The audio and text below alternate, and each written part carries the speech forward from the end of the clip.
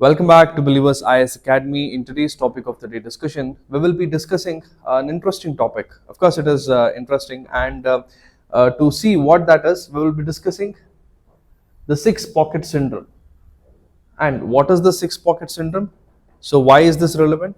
And of course, this is relevant because of the very recent meme or the viral video which is circulating in the social media, where we are seeing one kid, probably a 10-year-old kid, who had attended the Kaun Banega Crorepati game show and was confronting Amitabh Bachchan ji, and was kind of, in fact, the meme or the troll is happening with respect to the behavior of the kid, right? So now, this particular video is try to understand the reasons behind that behavior. Of course, it comes with the nature and nurture of any particular individual, right? So hence we will be discussing about what six pocket syndrome is, because if we try and understand psychologically, this is that one reason which has, or let's say, which is pretty much responsible for most of the behavioral changes that we are pretty much seeing in the Gen Alpha age groups, between, or let's say, those who have born between 2010 to 2025. So let's begin. So what is this six pocket syndrome? The challenges, Generation Alpha is what we will be studying. So it was actually originated in China due to the China's policy. The government came up with a one-child policy, right, to make sure that the parents do not have any more children than one. And of course, what was the reason? Because of the population explosion that China was seeing, right? And this was during the 1979 to 2015. And what happened was that one child, which was for a particular parent, was pampered unconditionally by six adults. So what happens? We have the father, and then we have the mother, right? So there's a kid, just one kid for these two parents. So this particular kid not only receives the love and affection of the parents, because they have only one kid to take care, but also receives the love and care from their grandparents also. Correct? So all of this, 1, 2, 3, 4. 4 grandparents and 2 parents. So in total, 6 people are showing unconditional love and unconditional care, and pretty much making the child feel so entitled that the whole universe is revolving around this one kid, right? And imagine 6 pockets and just one kid. The lavishness, the life, the enjoyment, so anything that the child wants, anything that the child craves, it is just solved, or it has just been given to the kid within just a flick of a second, right? So this makes few changes in the kid, right? So now he doesn't learn the efforts required in order to gain, or let's say, in order to get some rewards in life, right? And the kid will never take no for an answer, right? The kid basically completely denies the denial part of the world, right? The world runs based on denials, right? And in fact, any no, the child will definitely not be ready to take it.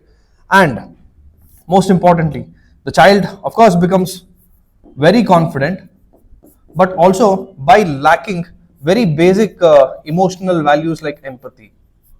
Correct? The kid is very confident, because whatever he asks, the parents have given.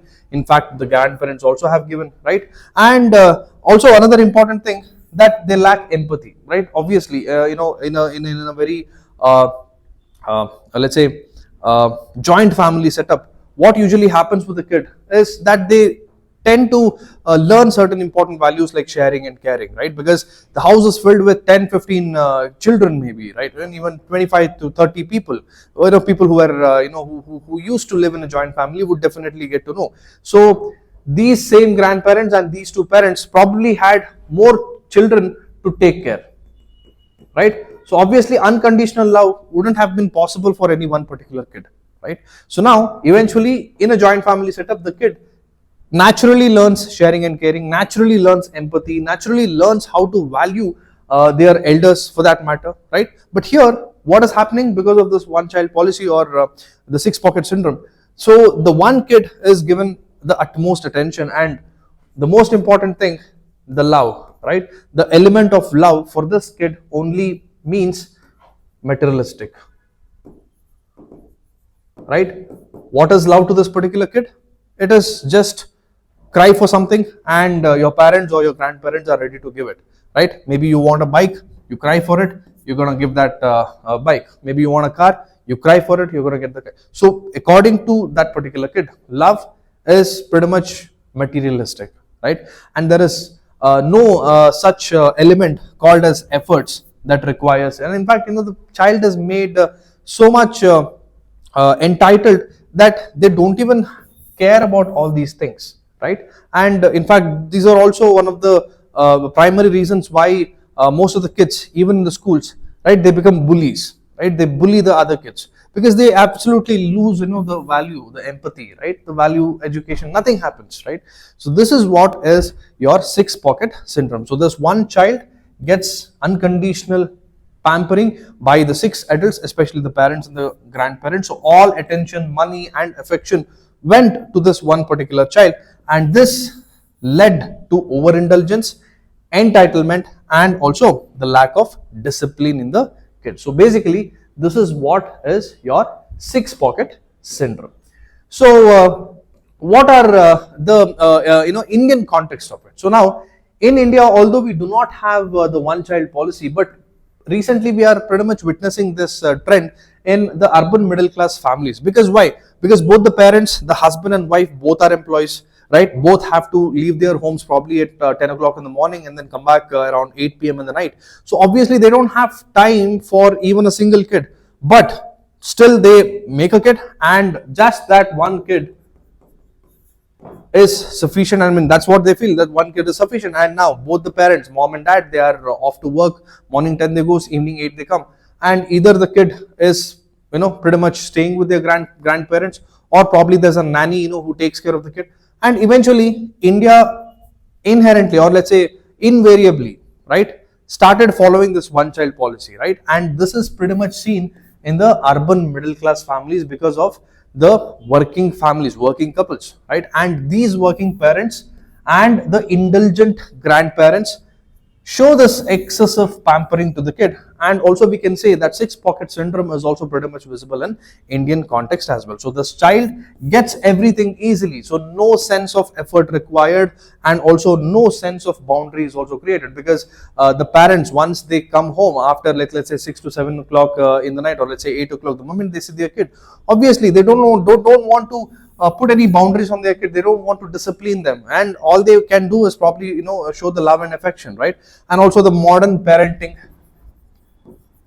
even this is also one of the reason, the way why we see most of the kids do not pretty much listen to the parents, like how old generations used to listen to their parents, because of the modern parenting as well. And modern parenting clearly, strictly says that you probably should not put any boundaries, you should not physically hit the kid. Of course, that is all fine to some extent, but not so much so that the kid becomes so entitled, so authoritative, that he starts, or the baby, the child starts controlling their parents and their atmosphere, right? So this leads to what? I deserve everything mindset. So this is what pretty much is also seen in the Indian context, especially in the present generational babies, especially the Gen Alpha babies. And also this is what the plight of the future India is also going to be. So hence it is very important that we try and understand what are the sociological insights also. We have to understand the causes, the effects of it. So first we'll see the sociological insights. responsibility based society and right based society. So now, earlier how it was, earlier it was that the child had few responsibility, let's say in a very a group setup, like let's say probably living in a joint family, every child had a responsibility, like probably to wake up early in the morning. Let's say one kid probably had to go to the nearby shop, get the groceries, milk for that matter, and probably the other kid, the cousin, or let's say the sister or the brother of that particular child, probably had to wake up, help his mother or help his grandfather water the plants, right? And then there was another kid who probably used to help his grandma in making the breakfast, right? So all of these responsibilities were pretty much given to the kids right from the very beginning, and the rewards were based on the responsibilities that they were getting, right? So once they completed this, for example, I still remember going to the shop in the morning, early morning, to get a milk, half liter milk, and for which every time like I used to go, probably my grandfather used to give me 1 rupee. So every action, or let's say every reward, was dependent on a responsibility, right? And it is slowly transforming into a right based society. So now this responsibility factor is totally gone. So now the kids are talking as if this is my birthright, that I am entitled to get it, even though I don't have any responsibility, even though I'm not supposed to do any work, but it is my right that I need to be pampered, that I need to get what I want, what I deserve, so you have to give it. So this is the transformation that we are pretty much seeing from the responsibility based society to the right based society. So now children feel entitled to the comfort rather than earn it, right? They don't want to earn it through the responsibility, but they feel that it is their birthright to feel entitled to comfort. And this has been clearly depicted by Erving Goffman's dramaturgical perspective. So what he says is children act for validation, not values, right? So it is like children, these days, it's like pretty much like they feel that the whole world is a stage and they are just here to perform, correct? So it is just like the children are acting for validation and not for values. So that is what even the present culture is also treating, the social media for that matter, right? 2010 kids, probably when they have come to a particular age to understand or to see, to ascertain things, let's say 2020, by the time they are already 10 years old. So now smartphones, even the social media, the kind of exposure they get, right? They pretty well, think that everything they do is like they're performing in a stage, and whatever they're doing is completely dependent on the audience. And if they clap, it means it's good, and if they don't, it's obviously means they are not worth of it.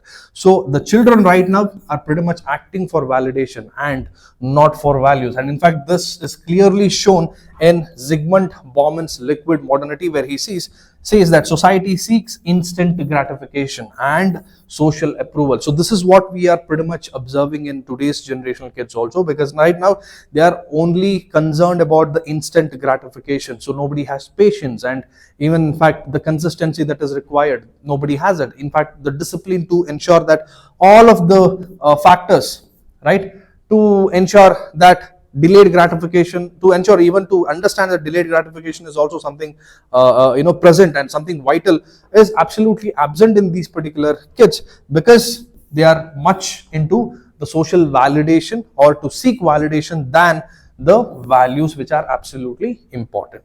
So these are some of the sociological insights that probably even helps for those sociology aspirants also. In fact, these are the dimensions that you can study.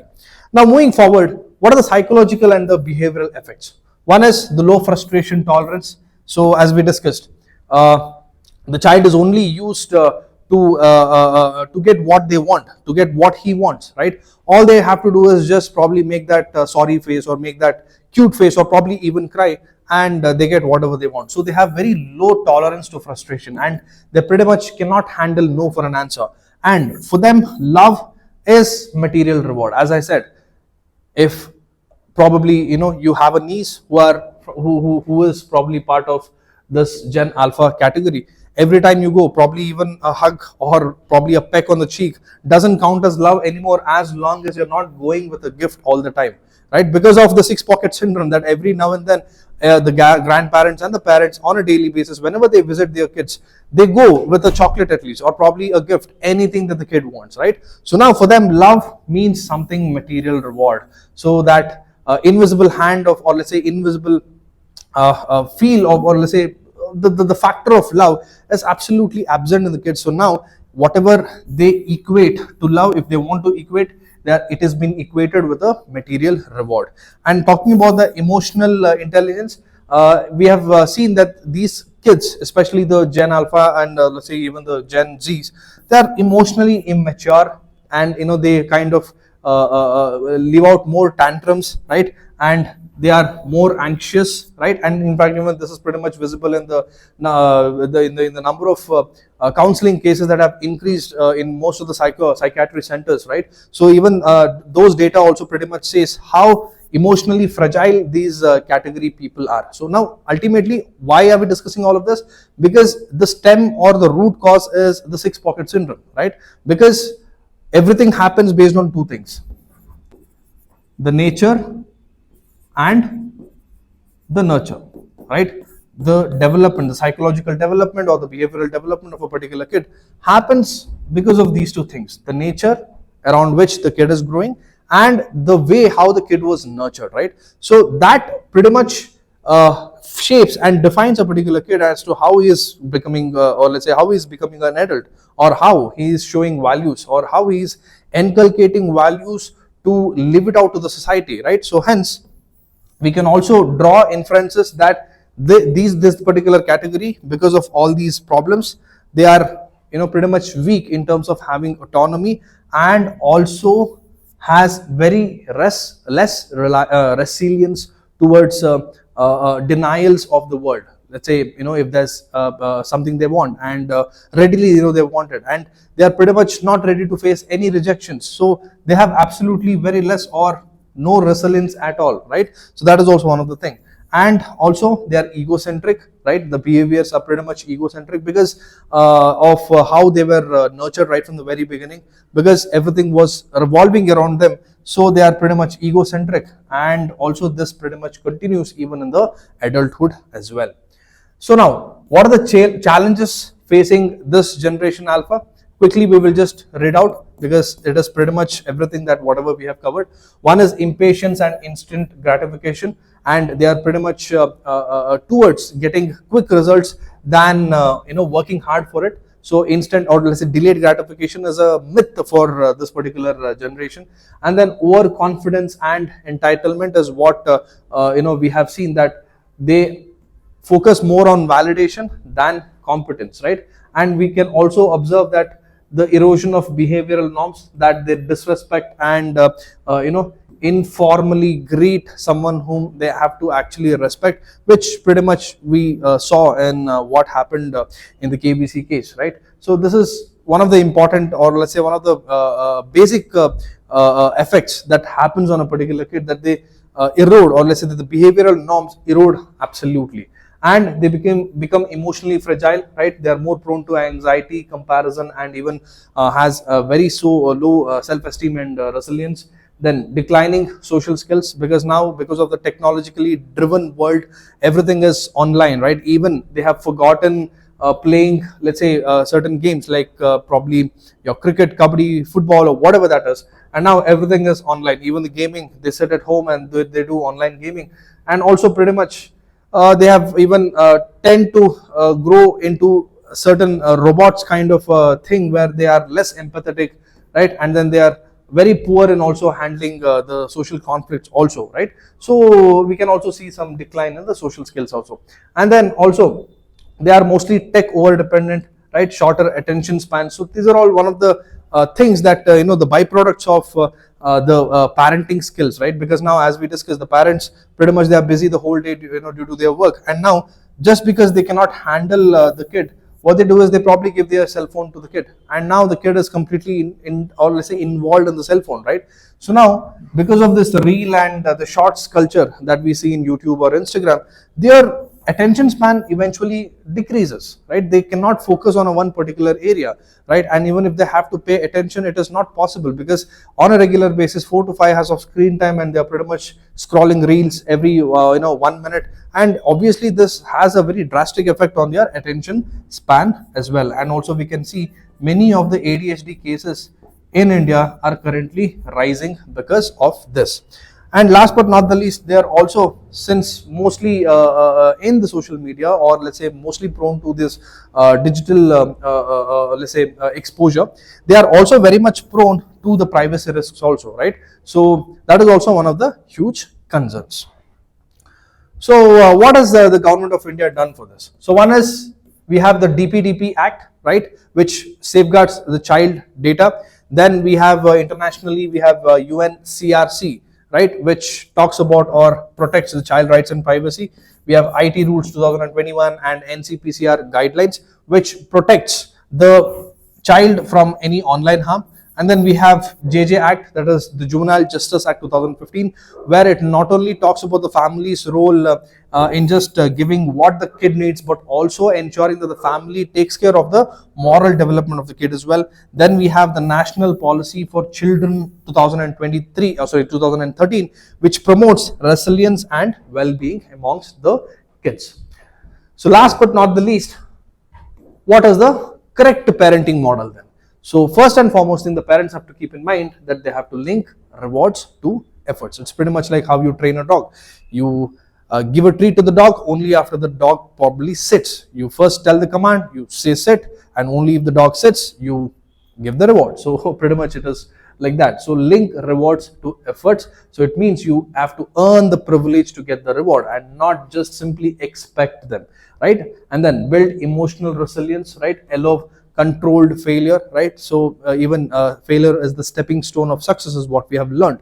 So now even it is the responsibility of the parents to build that empowerment, to make sure to make them feel okay, that even if they are feeling even if they are failing multiple times, it's okay, because that is what will build their resilience. And this is what that parents have to teach to the kid. And then promote responsibility, probably give daily chores, probably teach teamwork. Let's say if the dad has to probably wash his car, let's say probably a weekend, he can plan it, and in a manner that he can also involve his kids, right? Probably if the dad is washing the car, probably the kid can probably scrub the tires, right? Pretty much. So, and these things are very, very crucial, right? And this will also kind of instill empathy as well, right? So it is also one of the important reasons why parents are most responsible in promoting responsibility to the kids. And then balance affection and discipline. So this is also very important, to make sure that the parents find a balance in giving the right amounts of affection, and also in disciplining the kid, right? And then regulate digital exposure. This is also very important. Properly dedicate a particular time where they can use social media, right? And it's not about controlling them, it's not about completely stopping them, because it is highly impractical, and it is highly impossible to absolutely cut down social media, or it is highly impossible to make the kid not to look at social media at all. But provided if the kid knows, or let's say the parents knows how to control it, right? Control it. Probably you can tell the kid that if you study for 2 hours, I can let you a screen time of probably half an hour. Probably if you have your meal, then I can give you a screen time of another 15-20 minutes, right? So that once again you are making them earn that privilege to use the social media, right? So it's about controlling, right? Having the right balance, knowing how to control the kid, right? So that is also very important. And also at the end of the day, the broader social role, because it's not just the parents who has to take care, but it is also the schools and the communities, because they should also teach empathy and cooperation to the kid. And also the digital platforms are also responsible. They have to follow the UNICEF's child safety guidelines, right? And also parenting must combine love, structure, and most importantly accountability. So that is also very important in this present day's child upbringing. So in the end, we have to keep in mind that Gen Alpha is in fact the most smart generation, right, that we presently have. They are highly tech smart, but the problem is they are not emotionally that strong. They are emotionally very fragile. So India must raise empathetic, resilient, and grounded citizens. So it is not just the responsibility of the government, but in this particular case, it is the responsibility of the parents, the schools, the community, and as a whole, the government as well, right? So hence, ultimately, for a true progress, let's say in India, digital fluency, emotional intelligence, and moral balance is what is required for that true progress of that particular individual, right? So this is all for this particular video. I think we have discussed almost everything related to the particular topic. That's all. Signing off. This is Madan Gopal. Have a beautiful day.